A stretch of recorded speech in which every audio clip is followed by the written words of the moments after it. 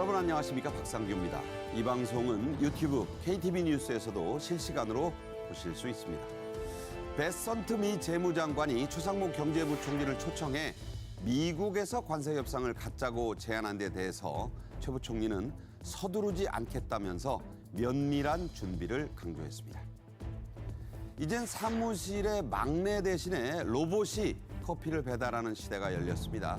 배달 로봇의 도입 현황과 만약 사람이나 차와 부딪히는 사고가 났을 때는 어떻게 되는지 짚어드리겠습니다. 소상공인들의 절실한 마음을 악용한 온라인 광고 대행 사기가 기승을 부리고 있습니다.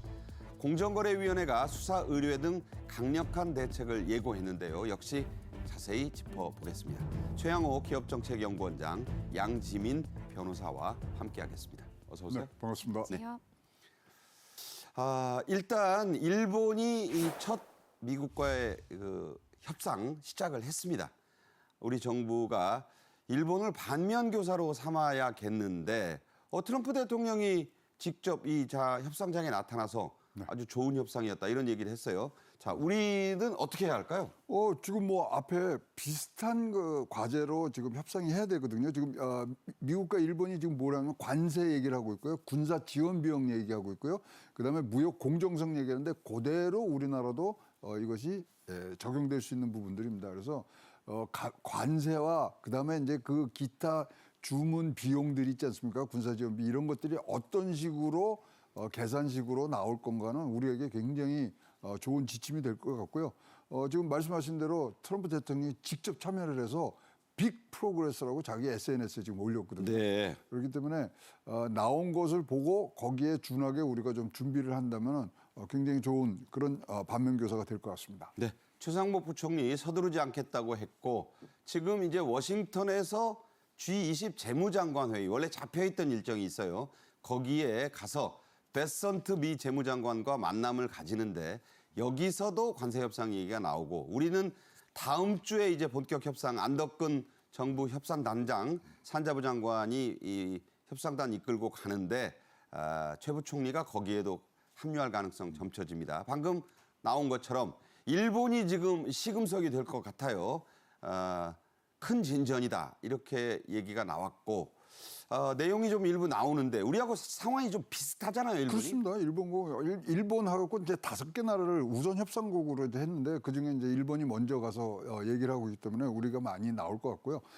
그다음에 이제 큰 진전이 있었다는 얘기는 이제 분명히 어떻게 하면은 지금 부과된 각 나라마다 틀린 이 관세율을 줄일 수 있냐.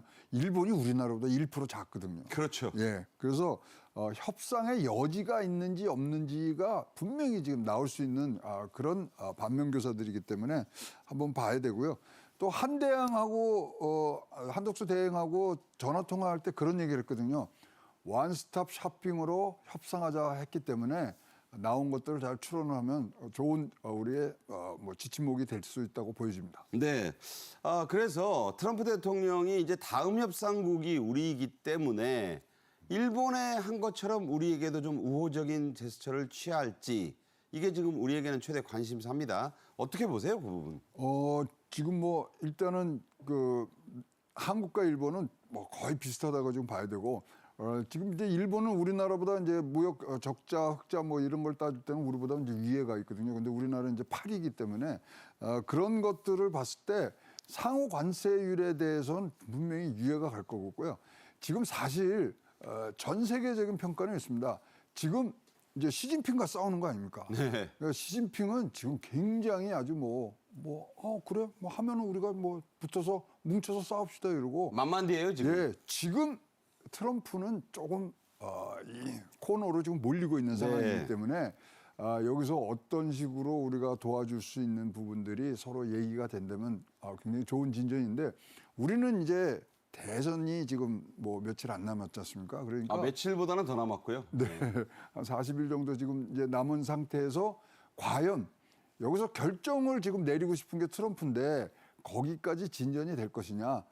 아주 디테일한 부분은 다음 정부에서 해야 되는 게 또 맞는 부분들도 있을 수 있기 때문에 이 결과에 대해서는 참 우리가 예상할 수 없는 그런 얘기들도 아마 붙여질 수도 있을 가능성이 높습니다. 미국은 먼저 움직이는 사람의 특혜, 이른바 First Mover Advantage가 있을 거다. 이렇게 거론하면서 시범, 이 모델 케이스를 하나 만들어서 다른 나라들을 압박하려 하고 있습니다. 이게 이제 다른 나라가 한 60개국 이상 되니까 그게 일본 모델 케이스냐, 한국 모델 케이스냐 이걸 지금 만들려고 하고 있어요. 그래서 협상을 우리가 굳이 서두를 필요가 없다. 최 부총리 얘기도 우리가 공감이 가죠? 그렇습니다. 뭐 우리가 해서 그러니까 원하는 게 뭔지 지금 모르지 않습니까? 그게 제일 중요한 거예요. 근데 지금 뭐 현지 언론들이나 또 여기 전문가들 얘기를 들어보면 우리가 잘 뭐 지금 뭐 이 수면 위로 나왔지 않지만 마라라고 합의를 한 것이 지금 돌아다닌답니다. 네, 그건 플로리다. 뭐냐면, 10년 미만의 채권들을 다 100년짜리 미국 국채로 바꾸라는 것이 100년짜리. 예. 그래서 그 사용료를 내서 관세를 줄여준다는 게 지금 트럼프의 어떠한 방법 중에 하나로 지금 굉장히 놀라운 얘기네요, 사실이라면. 마라라고 합의면은 이거는 뭐 프라자 합의 정도의 그런 그 중대성을 갖고 있기 때문에 과연 그것들이 하는데 그것을 먼저 가르쳐 주겠다 이거죠. 먼저 움직여서 니네가 거기에 오케이 하면은 특혜를 주겠다. 딴 게 아니라 상호 관세를 내려주겠다는 부분에서 몇 나라에서 사실 마라라고 합의에 그게 프라자 합의와 비슷하다면은 오케이를 한다 그러면 지금 트럼프가 받고 있는 이거 무슨 뭐 맨날 바꾸고 이 비난이 싹 없어질 수 있는 부분들이 있어서 뭐 저는 개인적으로 마라라고 합의에 반대를 하고 있습니다만은 그러한 협상의 여지 또는 선택지는 분명히 나올 것으로 보여집니다. 네. 마러라고 합의. 참 흥미가 있는 그런 제안일 것 같군요. 트럼프 행정부는 우리의 비관세 장벽을 줄곧 문제 삼아 왔습니다. 그래서 우리 산자부 이 비관세 장벽 조사에 전수조사에 들어갔죠? 그렇죠. 이 트럼프 행정부로 인해서 관세 폭탄이 이제 화두 떠오르고 그러면서 비관세 장벽에 대해서도 많은 분들이 관심을 갖게 되다 보니까 이 산업통상자원부에서 우리나라의 비관세 장벽에 대한 전수조사에 착수한다라는 소식이 전해졌습니다. 일단은 계획은요, 3분기까지 이 사례 조사를 마무리하고요. 그 이후에 분석을 통해서 국가별로 항목별로 현황을 파악하겠다라는 계획을 가지고 있는 상황입니다. 비관세 장벽이라는 것은 관세를 제외한 모든 무역 제한 조치를 통칭을 하는 것인데 현재 우리나라는 59개국과 FTA를 맺고 있는 상황입니다. 전 세계 GDP의 한 90%에 달하는 규모의 시장에서 관세가 없다시피 하는 그런 상황인데 일단은 트럼프 행정부가 쏘아올린 관세 전쟁으로 인해서 상호 관세 부과라든지 아니면 우리가 비관세 장벽에 대해서 어떻게 대응하고 하는지 계획을 세우기 위해서는 그 현황 파악이 필요하다 보니까 조사에 나섰습니다. 네. 자, 우리가 비관세 장벽 하는데 과연 이게 뭔지 구체적으로 한번 정리해 보겠습니다. 산업부가 규정할 그 장벽 리스트 이게 있죠, 지금? 네, 그렇습니다. 지금 뭐 나오는 게 무역 기술 장벽이라서 뭐 거기에 어떤 뭐 통과를 해야 되느니 말하니 뭐 이런 그런 것들이 있고요. 그다음에 이제 노동 기준이 있습니다. 몇 시간 일해야 되는지, 그리고 위생 검역, 디지털, 그다음에 통관, 수입 제한, 환경 기준, 그러면 향후 예상되는 비관세 장벽들은 저런 것도 있습니다. 미국에서 소고기를 갖고 올 때 이게 6개월이 넘느냐, 30개월이 넘느냐, 뭐 이제 이런 것들이 지금 가는데 이런 것들이 이제 전체 모여서 하나의 틀로 가는 부분들인데요. 이게 갑자기 튀어나온 건 아니고요. 계속 나왔는데 지금 중국이 대대적인 반격을 준비하고 있으면서 6개의 산업 피해에 대한 비관세를 지금 내놓고 있거든요. 네. 거의 비슷합니다. 네. 그럼 예를 들어서 지식재산권 조사하는 거라든가 또 펜타닐 협력 중단한다고 막 이렇게 얘기했거든요. 그래서 이런 것들이 이제는 진짜 테이블 위에 딱 놓고 하나씩 지금 이제 따져가야 될 부분들이 있어서 여기에 대한 준비들은 지금 잘하고 있는 걸로 보여집니다. 네, 참 여러 가지 장벽을 문제 삼고 있습니다. 다른 주제를 좀 다뤄보죠. 중국이 명품 핸드백, 이 백의 원가를 공개하고 나섰습니다. 그러니까 우리가 뭐 아는 뭐 그런 유명 백, 특히 에르메스 백 같은 거, 이거 미국 회사가 아닌데 중국이 이 원가를 공개했어요. 이게 무슨 얘기냐? 에르메스 다 중국이 거의 대부분 만든다는 뜻입니다. 자, 왜 그랬을까요? 그러니까 이것이 결국에는 중국 측이 의도한 이 여론전이다라는 이야기가 나오는 것인데요. 그러니까 관세 정책을 비판하기 위해서 우회적으로 이런 영상을 만들고 있다라는 시각이 있습니다. 저 영상들이요 굉장히 좀 파급력이 있어요. 이 에르메스의 가방의 경우에 실제 판매 가격은 5,400만 원이지만 네. 실제 원가는 200만 원이다라고. 버킨백이 200만 원이 원가다. 그렇죠. 저 뒤에 있는 게 버킨백 아니에요. 그렇죠. 그렇게 설명하는 이제 영상의 경우에는 실제 780만 건의 조회수를 달성하기도 했는데요. 이렇게 이 가방뿐만 아니라 SNS에서 뭐 요가복이라든지 레깅스라든지 미국에서는 10만 원, 20만 원 주고 사야 되지만 실제 원가는 5천 원, 6천 원에 불과하다라고 하는 그러한 영상들도 많이 올라오고 있습니다. 그러면서 중국 공장에서 내가 일하는데 나에게 직접 연락을 해서 이렇게 좋은 가격에 구매하라라는 이야기도 하고요. 그러면서 중국에서 명품 생산을 위탁받아서 생산하는 이 공장들이 살 길을 모색하기 위해서 뭐 저런 영상을 올리는 것이다라는 또 이야기도 나옵니다. 네. 깜짝 놀랐어요. 물론 원가는 얼마 안 될 거라고 생각을 했고 패션 명품이라는 게 대부분 허영에 투자하는 겁니다. 뭐 기분 나쁘실 분도 있겠지만 그런 걸 볼 때 이거 너무 후려치네요. 좀처럼 굴복하지 않는 중국의 화가 잔뜩 난 듯이 트럼프 대통령 측은 중국에 대한 관세율을 245%까지 올렸습니다. 이걸 내라는 게 아니라 거의 뭐 어디까지 올리나 보자 이런 거예요. 자, 이 치킨 게임 승자가 있을까요? 느긋한 시진핑의 조급한 트럼프. 예, 이제 이렇게 되는 거죠. 근데 이거는 진짜로 뭐 두 열차가 지금 뭐 참 앞을 볼 수 없게 지금 서로 충돌하는 부분들이 있는데요. 일단 트럼프 쪽에서는 이제 공은 중국 코트에 넘어갔다. 니네가 전화할 때 우리가 먼저 전화를 안 할 것이다. 협상이 필요한 것은 중국이지 미국이 아니다. 등등을 얘기를 하고 있는데요. 지금 최근에 이 시진핑 주석이 지금 뭐라고 했냐면요. 동남아 3개국 지금 순회하고 있어요. 돌고 있죠. 네. 거기다가 7월 달에 EU 정상들을 베이징으로 다 모아냈어요. 네. 그러면 자기가 뭔가 다른 공급망을 지금 만들려는 지금 그거를 과시를 하고 있거든요. 그리고 지금 뭐 공개석상에서 미국과의 무역 전쟁은 끝까지 간다. 자신감을 내놓고 지금 뭐 미국 상품 안 사는 이런 거를 계속 운동을 벌이고 있고 비관세 수단을 모두 동원하겠다.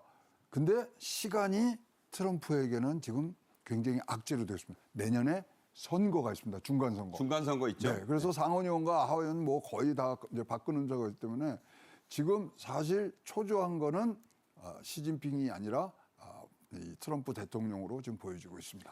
실제로 중국은요 6.25 때도 이 지연 전술로 당시 세계 최강인 미군을 아주 골탕을 먹였던 바가 있고 장개석 군대와 대륙의 패권을 놓고 겨룰 때 장정이라고 하는 어마어마한 후퇴를 통해서 결국은 열세를 뒤집었던 적이 있어서 그 전략을 지금 시진핑 주석이 그대로 하고 있다는 분석이 많습니다. 트럼프 대통령이 상호관세 부과를 갑자기 90일 유예했을 때 저도 놀랐고 세계인이 놀랐어요. 그런데 이걸로 떼돈을 번 사람들이 분명히 있을 거다. 정보를 알고 하는 거니까 그런 예상의 일부가 드러났어요. 그렇죠. 관세 유예 발표가 있기 전에 친트럼프 의원이 수십만 달러의 주식을 매수한 것으로 지금 알려져서 몇억 원어치 되잖아요. 그렇죠. 논란이 되고 있습니다. 사실 아무도 예상하지 못한 깜짝 발표였거든요. 왜냐하면 트럼프 대통령의 경우에는 계속해서 나는 관세 정책에 대한 기조를 바꿀 계획이 없다라고 강력하게 이야기를 했기 때문에 이렇게 90일 동안 유예를 하겠다라는 것은 주식시장에 반등하는 그러한 기회를 제공했습니다. 그런데 좀 미심쩍은 것이요. 이 친트럼프 의원이 유예 정책을 발표하기 전날과 그 당일에 집중적으로 매수를 했다라는 것입니다. 네. 그리고 당연히 이러한 발표가 난 이후에는 주식이 반등하니까 큰 수익을 얻었겠죠. 그렇기 때문에 지금 이 의원이 매수를 했던 가격보다 훨씬 다 모든 종목이 다 높은 가격대를 형성하고 있어서 이거 수사해야 되는 건 아니냐라는 이야기가 나옵니다. 자, 이런 행위를 하면요. 미국도 그렇고 우리나라도 당연히 처벌을 받습니다. 자, 어느 정도 처벌이죠? 미국의 경우에는요, 주식 내부자 거래에 대해서 최대 20년까지 징역형 선고가 가능합니다. 좀 무겁네요. 그렇죠. 어떻게 보면 우리나라보다도 굉장히 좀 중한 선고가 가능하다라고 볼 측면이 있고요. 우리나라 역시도 자본시장법에 따라서 이러한 내부 정보로 내가 시세 차익을 얻는다라든지 부당이득으로 이렇게 얻게 되면 이것이 시장 조작 행위로 규정이 되고요. 직무상의 정보를 악용하게 된다라고 한다면 최대 과징금 20억 원까지 가능하고 실제 내가 얻은 이익이 그러한 부당 수익으로 판명되면 2배에 걸치는 그러한 돈을 다시금 토해내야 되는 경우가 발생할 수 있습니다. 네. 저런 거는 그 정의가 아닐 뿐만 아니라 장사 아니겠습니까? 마땅히 의법 처리해야죠. 다음 주제입니다. 배달 로봇들이 요즘엔 비가 오나 눈이 오나 이 악천후에서도 운행이 되고 있고 계단, 에스컬레이터도 극복한다고 합니다. 영상 보시겠습니다. 자, 아주 신기해요.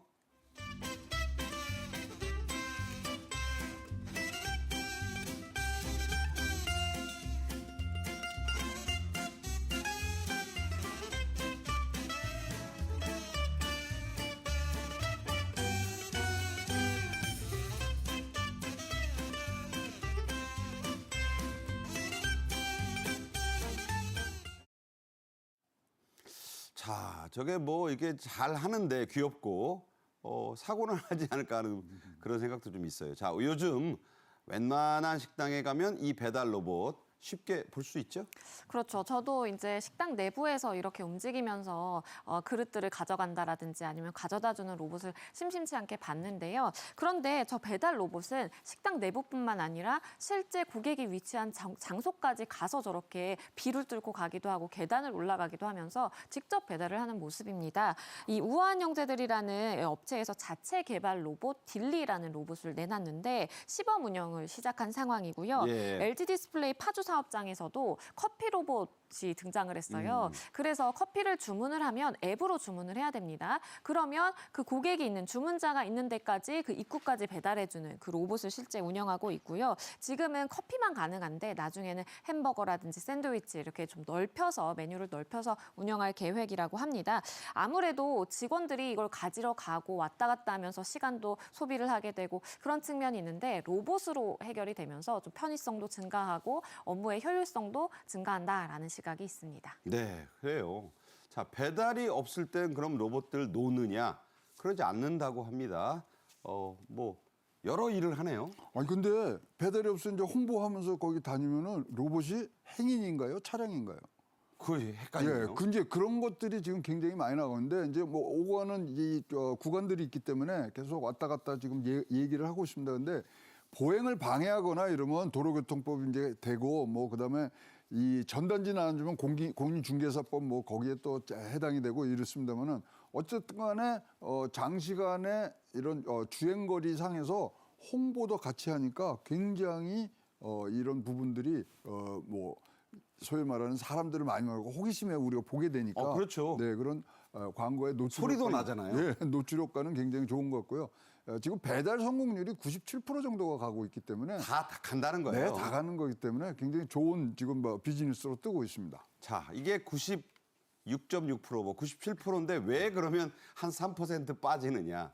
예기치 못한 사고가 있을 수 있잖아요. 로봇이 가는데 그냥 어떤 사람이 발로 찰 수도 있고 또 뭐 지형지물이 이상하면 부딪혀 넘어질 수도 있고 자, 이런 사고 있습니다. 사람과 부딪히는 사고가 난다. 자, 책임은 누가 질까요? 일단은 로봇을 운영하는 운영 주체가 좀 책임을 져야 될 것 같은데요. 우리가 마찬가지로 이제 견주의 경우에 강아지가 사람을 물면 그 견주가 책임을 받는 것처럼 네. 마찬가지로 생각해 볼 수 있겠습니다. 만약에 로봇이 파손이 된다라고 한다면 이제 물건이잖아요. 이것을 고의로 이제 했다면 재물손괴죄가 성립 가능한 것이고요. 만약에 파손으로 인해서 경제적인 손실이 발생했다라고 한다면 이 부분 이제 민사적으로 손해배상을 당연히 네. 해야 될 것입니다. 있습니다. 그리고 로봇이 사람을 상해하는 경우도 상정할 수가 있겠는데요. 만약에 이제 로봇이 고의를 가졌다라고 보기에는 좀 어려운 측면이 있기 때문에 과실로 인한 것이라면 이 부분에 대해서 일부 그 운영 주체에게 책임을 물 수 있겠고요. 당연히 민사적인 손해배상 책임도 운영 주체가 해야 될 것으로 보입니다. 야, 정부 인증받은 배달 로봇은 보행자의 지위를 획득한다. 이건 무슨 말인가요? 그러니까 이 정부 인증을 받은 배달 로봇의 경우에는 인증이 굉장히 까다롭거든요. 그러면 이것을 로봇이라든지 어떤 물건이 아니라 보행자의 지위를 취득을 해서 만약에 교통사고가 났을 때 보행자에 준해서 법적인 관계를 이렇게 해석을 한다라는 것입니다. 반면에 미인증 배달 로봇의 경우에는 차와 똑같이 차대차 사고라든지 차와 똑같이 처리를 한다라는 것이 지금의 방침인 것이고요. 그런데 문제가 됐던 것이 송도에서 이 로봇 사고가 난 적이 있는데 차와 로봇이 사고 났는데 로봇이 그때 당시 이제 보행자로 지위를 네. 인정을 받았어요. 그래서 차주가 굉장히 억울해했거든요. 그때 당시에 일반 사람이라면 남들이 무단횡단한다고 같이 따라가진 않을 텐데 로봇이 이 신호등을 식별하지 못하다 보니까 주변에서 무단횡단하는 사람을 보고 같이 따라가다가 사고가 났던 적이 있습니다. 그렇군요. 자, 또 이런 경우 있겠죠? 로봇이 차량과 부딪힐 수 있잖아요. 고의든 과실이든. 자, 이건 또 어떻게 될까요?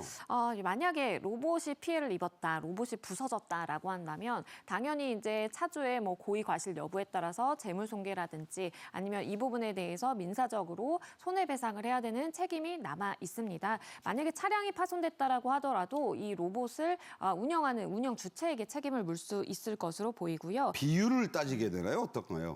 비율도 당연히 따질 수밖에 없습니다. 일반적인 교통사고와 마찬가지로 만약에 로봇이 이렇게 신호등을 잘못 보고 건너다가 사고가 발생했다라고 한다면 로봇 운영 주체에 대해서도 일부 책임을 물을 수도 있겠고요. 다만 이러한 과실 비율에 문제가 있는 것이지 엄격하게는 이제 법상으로 봤을 때 물건 내지는 사람 보행자로 준해서 취급을 받을 수 있다라는 것이고요. 배달 로봇의 경우에는 16개 항목의 까다로운 검증을 거쳐야 돼요. 16개나? 그렇습니다. 예를 들어서 비상정지할 수 있는지, 장애물을 감지할 수 있는지, 속도 제어라든지 뭐 무게 이런 제한들이 다 있는데 그것을 통과한다면 보행자에 준해서 이제 인증을 받을 수 있는 것이고요. 그러다 보니까 로봇 운용자도 혹시나 사고가 발생할 수 있잖아요. 그래서 네. 보험이라든지 여러 가지 공제회라든지 이런 것에 가입을 해두고 있는 상황입니다. 네, 점점 이제 로봇이 많이 늘어나니까 법적인 다툼, 여지, 또 그리고 보험 가입 의무가 생깁니다. 이거 알아두셔야 되겠어요. 하지만 그래도 아직까지 배달은 사람이 하죠. 대부분입니다. 그래서 정부 이 공공배달 앱의 활성화에 나서고 있죠. 네, 그렇습니다. 이 배달이 은근히 비싸지 않습니까? 만만치 않아요. 2만 원어치 시키면은 얼마를 내시면 적당한다고 보십니까? 안 내면 좋죠. 아니, 근데 지금 조사를 보면 1,600원에서 1,800원인데 그렇죠. 한 2,000원 2,000원 안팎은, 이상, 내야죠. 그러니까 이제 네. 이 뭐 전문적으로 하는 데는 2,000원 이상을 받고 있거든요. 공공 배달은 지금 전체의 18.5%를 지금 차지하고 있고요. 그러다 보니까 이거를 활성화시키면서 아까 말씀드린 2,000원대에 지금 이 배달료를 내면서 조금 더 확실히 더 맛있게 드시라고 하는 건데요.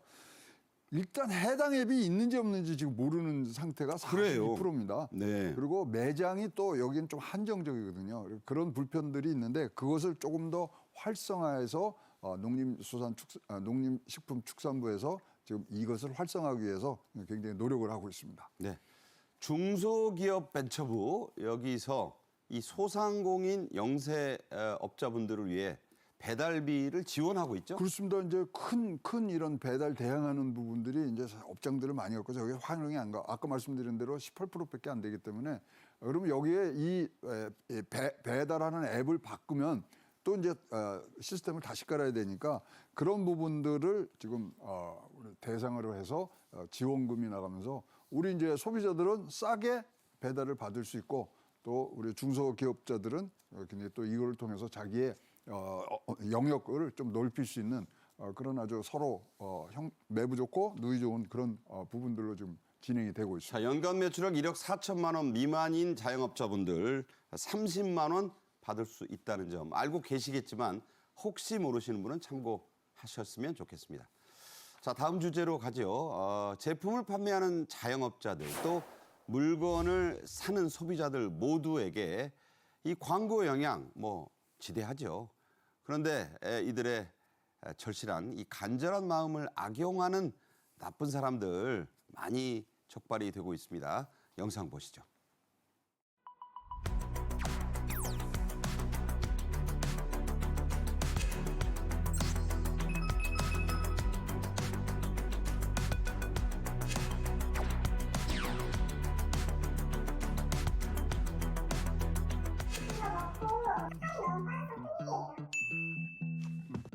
이거 먹고 3개월 만에 5cm가 자랐습니다. 어디 사서 먹으니까. 거짓말 같은 효과. 진짜 거짓일 수 있습니다.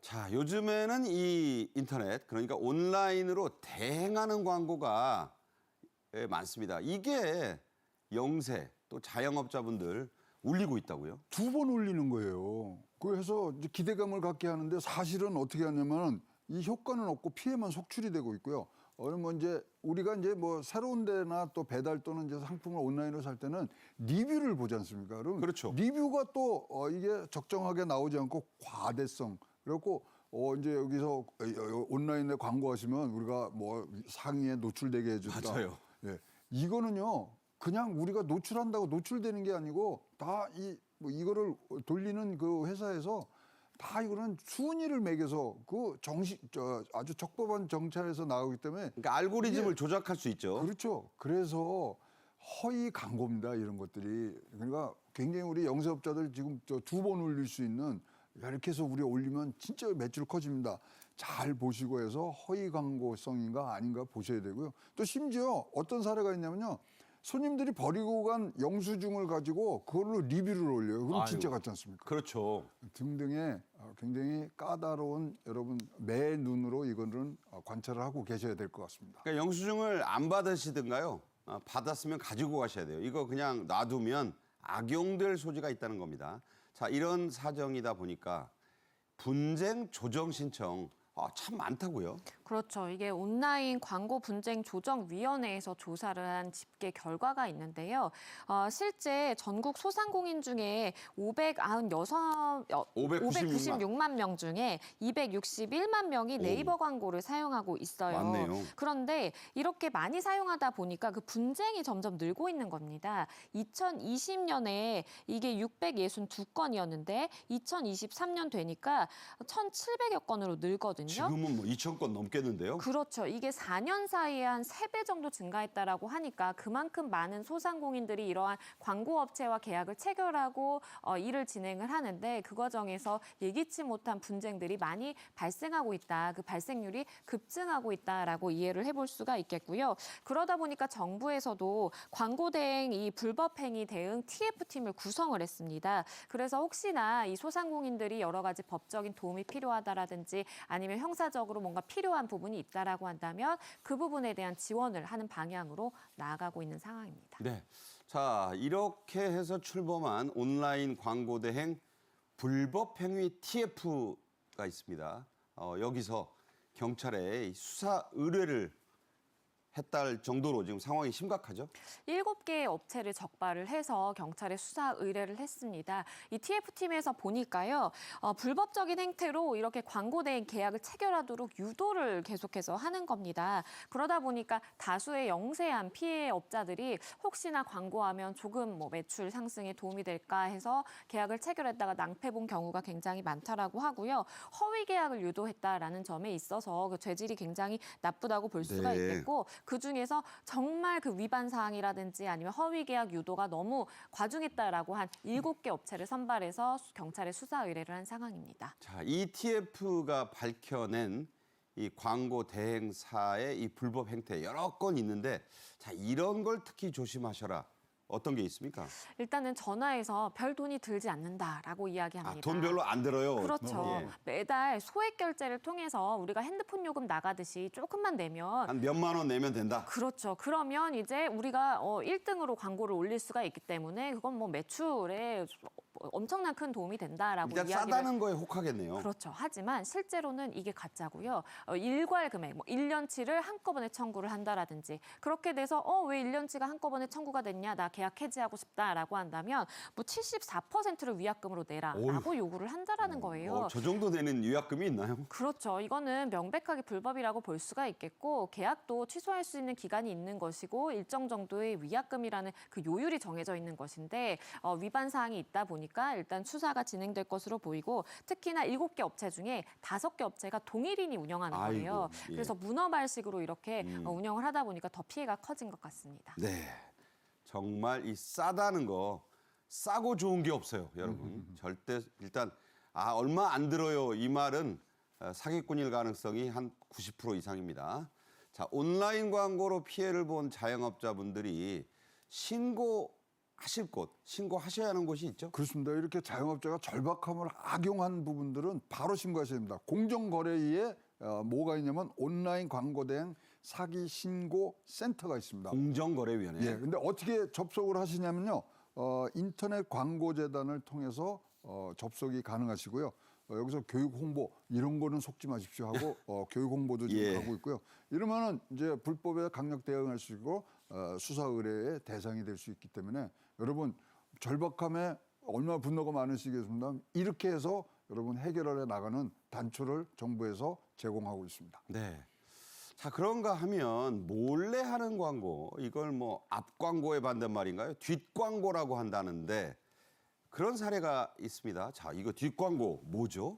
뒷광고가요. 그냥 우리가 이제 만들어낸 이야기가 아니라 표시광고법에는 이런 뒷광고에 대해서 금지하고 있습니다. 그러니까 우리가 대놓고 이건 광고입니다라고 한다면 사람들이 이걸 감안해서 보는데 광고라는 것을 그렇죠. 마치 광고가 아닌데 내가 써보니까 정말 너무 좋더라라는 식으로 광고임을 표시하지 않고 하는 것이 뒷광고인데요. 기사 같은데 광고야. 그렇죠? 그렇죠. 이게 SNS 뒷광고 모니터링 결과를 2024년에 이제 진행을 해봤더니 실제로 이렇게 뒷광고식으로 진행되는 그 건수가 많았다라는 겁니다. 그러니까 특히나 SNS에서 인플루언서 위주로 이러한 뒷광고가 굉장히 극심했다라고 전해지고요. 일반인이 후기글처럼 이렇게 올리지만 실제로는 광고료를 받는다라든지 아니면 그 제품을 무상으로 제공받고 이러한 원고료를 받고 작성을 한다라든지 이런 것들이 단순 선물이 아님에도 불구하고 단순 선물로 둔갑해서 나오는 경우가 많았습니다. 네. 참 이제 앞 광고 단속이 모자라서 뒷 광고까지 설치는 그런 상황이군요. 사람들이 주로 이용하는 이 플랫폼 많지 않습니까? 네. 여기가 오히려 뒷 광고가 많다고요. 그렇습니다. 이건 플랫폼이기 때문에 뭐 진짜 이걸 딱 지켜보고 이게 위법이다, 적법이다 가르치는 데가 없거든요. 그러니까 뒷광고만 지금 한 1만여 건이 지금 인스타하고 네이버가 저렇게 대부분이에요. 예, 대부분 유명 SNS에 지금 뭐 보고 있는데요. 어떤 유형이라면 더보기라 그래서 그 안에 들어가야지 하나를 더 가야지 이제 볼 수가 있고, 아하. 그다음에 댓글창 뭐 이런 거 하는데 뒷광고냐 아니냐는 뭐로 따져야 되면요. 거기에 꼭 써야 되는 게 저는 이거를 리뷰를 해서 그 업체로부터 경제적 대가를 받고 있습니다. 요거를 꼭 밝혀야 돼요. 밝혀야 되는데 안 밝히죠. 안 밝혀요. 그게 불법이라는 거죠.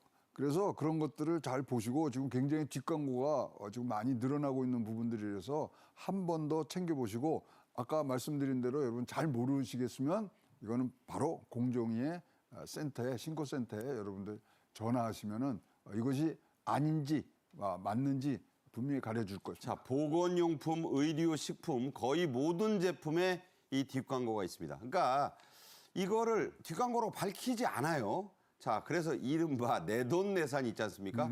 내 돈 내고 내가 샀다. 이거 준말이거든요. 그런 말 함부로 믿어서는 안 된다고요? 그렇죠. 이게 인플루언서들이 일명 인플루언서 카드라는 게 좀 등장을 해서 눈길을 끕니다. 많이 사용한다고 하는데요. 인플루언서 카드라는 게 뭐냐면 사람들이 내 돈 내산이에요 라고 하면 이거 광고 아니구나. 저 그래요. 사람이 정말 사보고 좋아서 올리는 거구나 라고 생각을 하는데 그 인플루언서 카드라는 것이 실제로는 내가 내 명의로 된 카드를 긁지만 나중에는 그 제품의 가격대로 다 캐시백을 받는다라는 것입니다. 그러니까 내 카드로 그었다는 인증사진에 속지 마라 이거죠. 그렇죠. 그렇기 때문에 이런 인플루언서 카드까지 등장을 하게 되는 것이고 이것에 소비자가 기만당하면 안 된다라고 이야기가 나오고요. 실제 이러한 뒷광고 위반이다라고 판단이 돼서 시정명령이 나온 게시물이 26,000건이라고 해요. 아이고, 많네. 그만큼 정말 이 뒷광고 게시물이 많다라는 의미이고 공정위가 이것까지 다 밝혀내진 못하겠지라고 하면서 올리는 경우가 상당수였습니다. 네, 정말 이 공정위와 당국만의 힘으로 통제할 수 없을 만큼 교묘하고 수법이 다양하군요. 자, 공시생.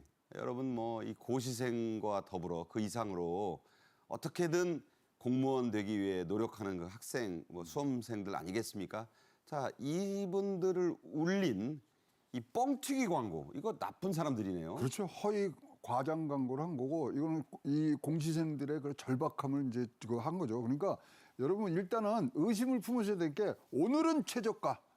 이거 그거 많아요. 예, 이거 뭐 절대로 여러분 이거 놓치면 뭐 손해 본다. 오늘이 마지막. 그다음에 뭐 특정 기간만 할인 적용. 다음 날도 똑같이 나옵니다. 그러니까 딱 일주일만 할인인데 저 그런 거 봤어요. 네. 그 일주일 지나서도 나오더라고. 더 싸져서 예. 나옵니다. 예. 그래서 고가 또 경품 미끼도 지금 합니다. 애가 하면 뭐 노트북 준다 그랬는데 지급할 의사가 없어요. 그러니까 뭐 이게 그거 받으려고 했다가 낭패 본다는 거예요. 그렇습니다. 노트북 안 준다. 그래서 지금 보면 제가 뭐 세 가지 팁을 드리면 이 뭐 마지막 오늘 최저가 경품 이렇게 나오면 일단 의심의 눈으로 보시고 한번 문의를 하시고 이것도 사실은 공정거래위에서 관리를 합니다. 모르시면 아까 말씀드린 신고센터로 한번 찾아보시면 되겠습니다. 제가 협상의 기술이라는 책을 읽으면서 깜짝 놀랐던 게 정찰제는 없어요, 여러분. 그 가격 아니면 안 판다가 어디 있습니까? 모든 상품은 협상 대상인 겁니다. 10,000원에 아니면 안 판다 그런 장사가 어디 있겠어요. 그런 거 생각하셔야 됩니다. 자, 아주 교묘하게 광고 문구를 숨겨놓고 흐릿하게 하고 배경색과 같이 하는 경우 이런 건 어떻게 봐야 됩니까? 그러니까 우리가 화면을 볼 때 잘 안 보면 그냥 넘어가지 않습니까? 근데 거기에 아주 작게 이 혜택 마지막 뭐 이런 것들을 지금 하고 있고요. 그다음에 아까 말씀드린 최저가가 그런데 딱 들어가서 붙여 있습니다. 그러니까 이게 진짜로 뭐 이게 정확하게 좋고 이런 것들을 확실히 얘기해 줘야 되는데 이것을 또 배경색과 같은 색깔로 써서 다 안 그러니까 보이게. 보호색이 아니라 그냥 비슷해가지고 뭘 안 보여요. 안 보이는 거죠. 이런 것들이 나오면 교묘하게 광고 숨기는 거거든요. 그러면 지급할 의사가 없다고 봐야 되는 상황으로 보여지기 때문에 뭐 다시 부언합니다마는 공정거래위에 여러분 신고하시기 바라겠습니다. 그러니까 문구를 써놨는데 안 보이고 작고 흐릿하고 써놨잖아요. 이런 거 적을 때 잘 보셔야 됩니다. 자, 그래서 이 문제 업체들 꽤 큰 금액의 과태료 처분 받게 됐다고 하는데 당연한 거죠? 그렇죠. 이 업체들에 대해서 1억 5천만 원의 이제 과징금 부과 명령이 나왔습니다. 그러니까 표시광고법상 부당한 광고 행위를 했다라고 판단이 된 것인데요. 언급을 해주신 것처럼 이게 특정 시점까지만 가격 할인을 하는 것처럼 마치 이제 이야기를 내어놓고 그 특정 시점이 지났음에도 불구하고 문구만 조금 바꿔서 동일한 가격으로 반복해서 이렇게 내놨다라는 것이 결국에는 소비자에 대한 기만 행위다라고 판단이 됐고요. 이 두 업체 모두 부당 광고 방지 협약을 체결했다라고 광고를 하는 업체들이었습니다. 그렇군요. 그럼에도 불구하고 이렇게 협약을 체결해놓고 당당하게 또 부당 광고 행위를 한 것 자체가 굉장히 비난 여론을 받고 있는 상황이고 과징금도 1억 5천만 원 부과가 됐습니다. 네. 자, 식약처에도 부당 광고 사례가 있습니다. 이거는요, 이 탈모인들 우리나라 많습니다. 아주 큰 그 또 문제겠죠, 그분들에게. 이걸 또 악용한 사례들이네요. 식약처에서도 이러한 부당 광고 적발을 꾸준히 이어오고 있습니다. 지금 적발된 건수가 192건이라고 하는데요. 특히 탈모약에 관한 부분이 많았습니다. 탈모가 개선된다, 탈모에 좋다, 그리고 이거는 머리카락이 난다, 뭐 먹는 탈모약이다. 네. 이렇게 하면서 마치 이걸 사용하면 탈모가 완화될 것처럼 치료가 될 것처럼 이야기를 한 그런 거 많아요. 그렇죠. 네. 그런 문구들을 이제 적발을 머리카락 난다가 하고요. 저는 잘 안 믿어지더라고요. 그렇습니다. 무엇보다도 이것은 약이 아닙니다. 의약품이 아니에요. 일본 식품이라든지 아니면 건강기능식품으로 볼 수가 있겠는데 이것을 마치 약을 복용하는 것처럼 이렇게 소비자들을 오인시켰다라는 이야기고요. 가장 많은 것은 질병 예방이라든지 치료에 대한 효능, 효과가 있는 것으로 부풀려서 광고했다라는 건수가 가장 많았습니다. 네. 자, 이런 것들이 허위 또는 과장 광고인 이유는요. 먹는 걸로는 양 변호사도 얘기했지만 탈모 예방 또 개선 안 된다고 의사들, 전문가들 얘기합니다. 그러니까 먹는 탈모약 이거 자체가 말이 안 된다는 거네요. 최대 피해자입니다. 제가. 아, 그러신가요? 그 식약처에서 이거는 뭐 결탄코 이렇다고 이렇게 정확히 얘기할 데가 없는데 이거는 뭐냐면 탈모 예방 치료 효능식품 국내엔 없다. 이거 굉장히 식약처에서도 이 공공기관에서 얘기하기가 굉장히 어려운 겁니다. 근데 이렇게 얘기한다면은 뭐 최대 피해자를 여러분들이 지금 보고 계시지만 개별 기능은 인정받은 것들이 있는데 무조건 머리 많이 납니다. 없습니다. 네. 그래서 잘 보시고 하고 뭐 윤기가 나거나 뭐 탄력계는 기능성들은 이거는 원료를 인정을 받았습니다. 그래서 네. 그것들은 이제 잘 써주시면 되는데 어쨌거나 이제 인증 마크나 기능성 꼼꼼히 보셔야 됩니다. 자, 식품 안전 나라 보셔야 되겠네요. 그렇습니다. 식품 안전 나라 보셔야 되고 바르면 머리 많이 나고 이 좋아지고 한꺼번에 나는 거 하나도 없습니다. 제가 옛날에 그 수십 년 전에 신문에 그런 탈모약 광고 나왔어요. 절대 손으로 찍어 바르지 마세요. 손에 난다는 얘기인데 그게 또 히트를 쳤습니다. 그렇게 잘라? 그런 거 없습니다. 자, 봄이나 또 가정의 달인 5월에는 유난히 건강기능식품이 잘 팔린다고 하는데요. 그래서 그때를 맞춰서 식약처의 단속 더 강화된다고요? 그렇습니다. 이제 5월이 가정의 달이니까 또 어르신들이나 지방 어른들한테 이제 이런 뭐 선물들이 이렇게 건강기능식품들인데 이것들이 이제 집중적으로 이제 광고가 4월 말부터 나오거든요. 그래서 또 특히 병원이라든가 온라인 약국 이런 걸 통해서 이제 이 표시들을 하는데 이거 과대 광고를 하면요, 이거는 완전히 집중 위반 단속의 지금 대상이 되기 때문에 잘 보셔야 되고요. 그러면 뭐 아시지만 우리 어르신들한테 비타민 사다 드려, 뭐 유산균, 뭐 보톡스, 탈모약 많죠. 많죠. 그래서 뭐 요새는 뭐 또 이 온라인 같은 데 보면은 뭐 눈에 좋은 거 뭐 다 기능성으로 나왔는데 여러분 잘 보셔야 됩니다. 그래서 이게 뭐 믿음이 안 가시면 안 사시고 그리고 어르신들한테는 현찰이 더 나을 수도 있습니다. 네, 뭐 현금 이상 가는 선물이 없다니까. 요새 나이 드신 분들 다 알아서 사십니다. 그러니까 함부로 살 일은 아니다. 자, 식약처의 경고에 시중에서 잘 팔리던 이 숙취 해소제. 이거 숙취 해소제 저도 여러 번 먹는데 효능을 잘 모르겠더라고요. 그래서 그 절반이 사라진 사건도 있었죠. 그렇죠. 이 국내에 숙취 해소제가 한 170여 개 정도 된다고 그렇게 합니다. 많아요? 그런데 이 식약처에서 숙취 해소제라는 이름을 달고 있다 보니까 그러면 숙취 해소가 되는지에 대한 그러한 효능 검증을 요구를 한 거예요. 그랬더니 절반 이상이 그러한 것을 포기하고 결과를 제출하지 않았고요. 그게 검증 안 받겠다? 그렇죠. 검증이 뭐 될 수 없다라는 이야기겠죠. 그러다 보니까 숙취 해소제 문구를 사용할 수가 없게 된 거예요. 그래서 실제로 이렇게 절반 이상이 숙취 해소제가 사라졌다라는 이야기가 나오는 것이고요.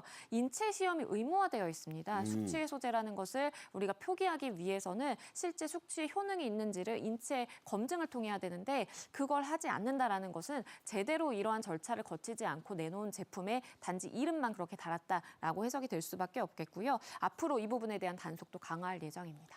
그러니까 여러분 숙취 해소라는 문구만 믿고 사셔서는 안 되는 거고 이제 살아남은 어떻게 보면 그런 제품들은 그런 절차, 인체 시험 이런 걸 했기 때문에 믿으셔도 되겠다 이런 생각이 듭니다.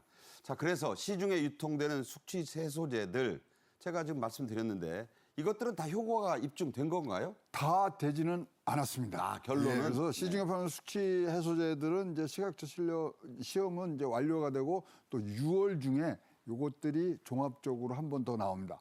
어떤 거를 하냐면 소주 한 병 반을 이제 드시게 하고 그다음에 한 시간 30분마다 이제 피를 뿌려서 하는데 8번이나 피를 뽑아야 된대요. 그래서 거기서 진짜 특이하게 이것들이 내려오는지를 좀 봐야 저렇게 되고요. 검사하면 진짜 확실하겠네요. 그래서 여러분 뭐 가정의 달이니까 저녁에 약 좀 많이 하지 마시고 요 효과가 인증됐을 때 나오신 게 6월 말입니다. 그래서 효능 입증된 숙취 해소제라고 쓸 수 있는 그런 명칭을 가진 그런 숙취 해소제만 지금 여러분들이 드시면 뭐 건강에는 좋지 않겠습니까? 그러니까 오리지널이 있잖아요. 그 해장을 할 때 콩나물, 뭐 양지, 뭐 선지 이런 거 먹고 6월 말 이후에 가면 그때 살아남은 제품은 숙취 해소 기능이 입증된 거다. 이런 정보 말씀드립니다. 최영호 원장, 양지민 변호사와 함께했습니다. 고맙습니다. 오늘도 활기차고 건강한 하루 보내십시오. 긴 시간 시청해 주셔서 감사합니다.